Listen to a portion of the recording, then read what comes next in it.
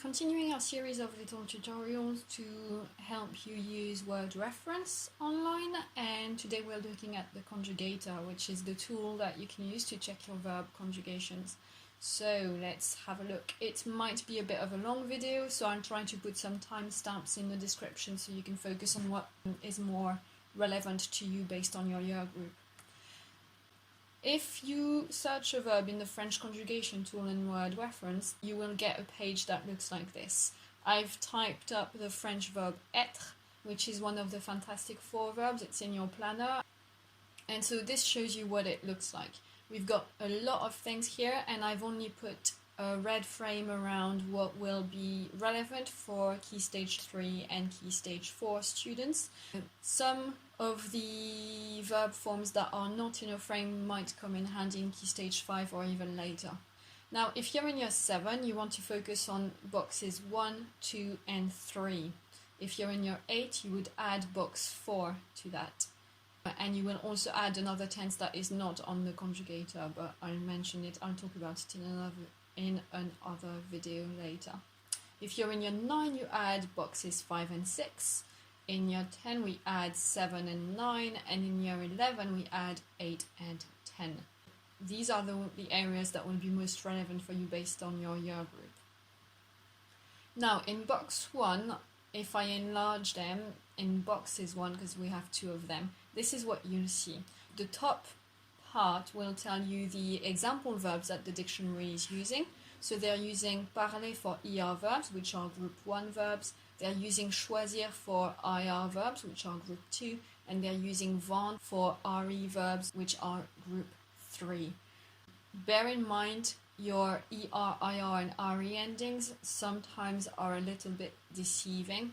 So you need to check which model the verbs actually follow. Some ER verbs, for example, will be irregular, and some IR verbs will actually behave like an RE verb. But the conjugator will let you know that. So you've got the example verbs as a reminder in the top left corner, which is box 1. And underneath that in bold, you have a reminder of the verb that you looked up. So here it's être, and it also tells you what status it has. Être is an irregular verb. Irregular means it doesn't follow the rules. That means you're likely to have to learn it all by heart. At the bottom of the page, which I've put here just underneath the top part, we have a key for the color code that they use on the website. So it tells you blue letters in conjugations are irregular forms. So again, there'll be those that don't comply with the example. Red letters in conjugations are exceptions to the model. So the model verb is the example verb, like parler, choisir and vendre. And sometimes you have verbs that mostly are regular but have slight bending of the rules. And those little moments when you bend the rule are shown in red on the website. And then you have great conjugations, which are forms that are extremely rare, and so it's probably not worth learning them unless you're going to do a university degree in French. So that's it for boxes number 1. We have 2 of them, and they'll be handy for everyone. Box number 2 is just under your search bar and a little message about Firefox users and Chrome users. So we have a reminder of the verb you looked up, être, and it also tells you what example it follows if applicable. So here, être is the model of its conjugation, which basically means it's its own example. It doesn't follow one of the 3 models that were mentioned in the first box, which were parler, choisir and vendre. Être doesn't work like any of these. It works on its own. Box 3 is the one that shows you the indicative present tense forms. So indicative is the mood, and it means it's in the actual world, in real life, so to speak. And then present is the tense, so it shows you the time frame. Present is either right now or it's usual, it's a habit, it's a general truth. In English, you have 2 ways to put that through in a verb. You can say I am or I am being. So you have I generally am and I am being right now. In French, we only have one present tense to translate those 2 present tenses. So in English, you have the continuous present tense, I am being, and you have the simple present tense, I am. And in French, we just have one tense to translate those 2. What I've done is I've put on the side, on the right side, I've put example sentences so you can see what the indicative present tense would be like in context. So we have je suis française, which would translate into I am French. Tu es sympa, you are nice, and it could also be you are being nice. Il est malade, he is ill. Elle est drôle, she is funny. On est intelligent, we are intelligent. Nous sommes ensemble, we are together. So we have two versions of we. We have on est, which is more informal and familiar on a daily basis, and then nous sommes, which is more formal. Nous sommes, we are more formal. On est, we are less formal. Then we have vous êtes anglais, you are English, and it's a plural you, so talking to several people, or it's a formal you, talking to somebody that you show great respect to. Ils sont grands, they are tall, masculine, and then elles sont sportives, they are sporty, feminine. So that shows you what the present, the indicative present box will translate into. I am, you are. If you had the verb jouer, which means to play, then you would translate into I play or I am playing, you play or you are playing, etc. So when we say indicative present tense, this is what we mean. Either I am or I am being, I do or I am doing, I play or I am playing, etc. Moving on to something you'll start looking into in year 8. Indicative perfect tense forms. They're in the box number 4 in the compound tenses category. So it's compound because it's made up of two parts. You can see in the box you have j'ai, which is in black, and été in blue. And remember, blue means it's an irregular form. So that's what it is. You go from être to été. It's not following any pattern. It's irregular. So we have, again, example sentences. We will rarely use this tense with the verb être in particular, but it is very, very often used for action verbs because it's what we used to say, I did something. So typically it would be, yesterday I did this, last week I sang that song, last year I ran a marathon, and literally 10 seconds ago I lied about running a marathon. So all of these will be the perfect tense. It's for actions in the past. So we have j'ai été cool, I was cool. Tu as été sympa, you were nice. Il a été malade, he was ill. Elle a été drôle, she was funny. On a été malin, we were cunning. Nous avons été ensemble, we were together. Vous avez été distrait, you were distracted. Ils ont été petits, they were small or short. Elles ont été petites, they were small or short. Now sometimes you might translate these into I have been, you have been, he has been, she has been, we have been, you have been, they have been. But most of the time it will be I was, you were, they were, etc. Box number 5 shows you indicative simple future forms. So that will be the equivalent of will do something or will be something. So we have je serai cool, I will be cool. Tu seras sympa, you will be nice. Il sera malade, he will be ill. Elle sera drôle, she will be funny. On sera malin, we will be cunning. Nous serons ensemble, we will be together. Vous serez distrait, you will be distracted. Ils seront grands, they will be tall. Elles seront grandes, they will be tall, feminine. So simple future is will do something. It is still indicative because it's still in the actual world and it's in the future tense. And we call it simple, not necessarily because it's easy, but because it's made up of one word. As you can see, serait, sera, sera, seront, serait, seront, all take up just one word. That's what simple means, as opposed to compound, which is in 2 words or more. Box number 6, we are still in the indicative tense, and this time we're looking at the imperfect tense. Now, the perfect tense that we've seen before was about actions in the past. Yesterday I did stuff. And the imperfect tense is about habits or descriptions in the past. It usually has a less clear beginning and end point, and it's used to set the scene, basically. So we have été, été, été, étions, étiez, été. And you'll notice the je, tu, il, elle, on, and il, elle plural forms sound exactly the same. So we have j'étais cool, I was cool, as in when I was little, I was cool. Now I'm not anymore. Tu étais sympa, you were nice. Il était malade, he was ill, and they will all carry on translating like this. Now, depending on context, this one could turn into, for j'étais, for example, that could turn into I was, or I was being, or I used to be. And that's where you need to be paying attention to your context. If you're using this tool to translate from French to English, for example, you need to decide if the English would feel more natural by using I was, or I was being, or I used to be, because the French imperfect covers all of these options in English. Next, we have the conditional present forms. So conditional is the mood. We are not in the indicative mood anymore. Conditional is a mood you use when there are certain conditions that need to be there in order for an action to happen. So in English, you show that with would. I would be. So we have je serais, tu serais, il, elle, on serait, nous serions, vous seriez, il, elle serait. And that would all be I would be, you would be, he would be, she would be, we would be, you would be, they would be.